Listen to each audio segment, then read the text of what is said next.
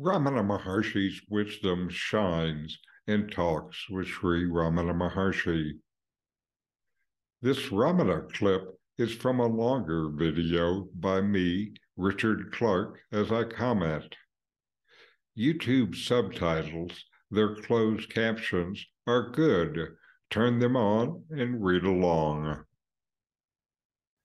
Here we are, and this continues a dialogue with a pandit, a learned man who has studied Indian spirituality his whole life and still has questions.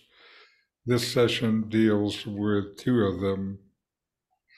The pandit asks about practice. Thoughts get in the way and I can't get past them. And also, how to get rid of the I am the body idea.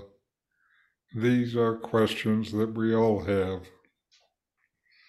Now, the first part of it, the pandit remarked that thoughts are so persistent that the aham, the I, cannot be reached.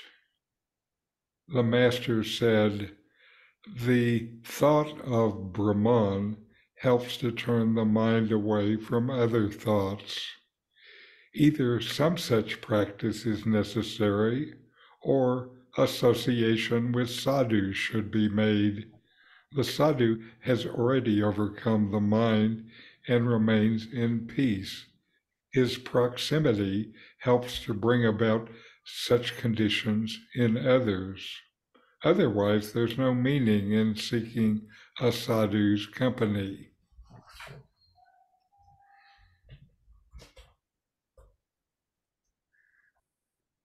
Excuse me.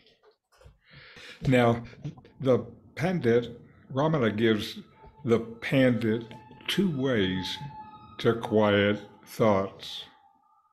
The first approach I think of as substitution, to substitute your usual thinking with other thoughts.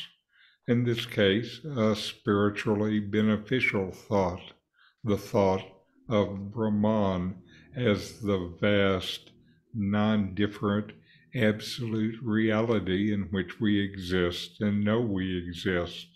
Substitute thoughts of Brahman for the noisy thoughts of the world.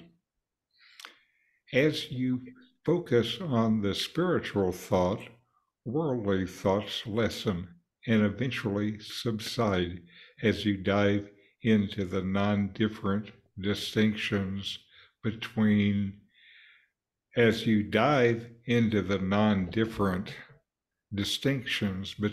this and that blur.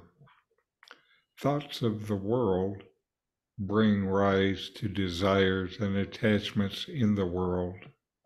Thoughts of Brahman, the vast absolute, give rise to desires too, but these desires are to be one with Brahman.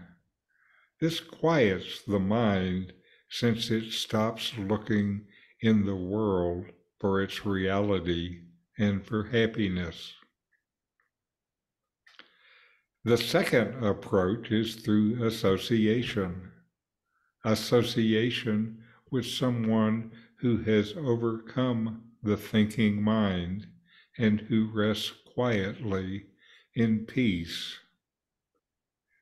We have a natural ability and desire for rapport with others. This is why group meditation can be deeper than meditating by yourself.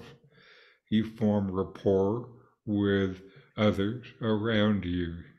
You get in sync, and together there is deeper meditation. If you associate yourself with someone whose mind is quiet, your mind will become naturally quiet too. This happened with many people who came to see Ramana Maharshi. He said his main teaching was in silence. In this quiet silence, many would find this same quiet within themselves. This was all they needed from Ramana. It was only with those who didn't get it from the silence that dialogues were held, like the one recorded here. Outside of India, we don't find sadhus, but there are teachers with quiet minds. Or perhaps you find someone like you who practices themselves and their minds are starting to get quiet. For me, this was important. Until I met and sat with a sage, I had only my own ego ideas about how to reach past the ego. Ramana described this as sending a thief to catch a thief. So find someone to listen to, someone with whom you feel more peace and a more quiet mind. Find someone, even if it is just on YouTube. Find one. Listen, reflect, and let yourself be absorbed.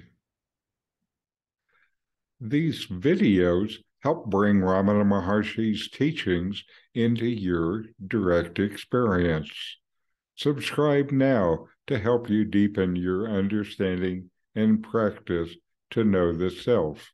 Just click the subscribe button.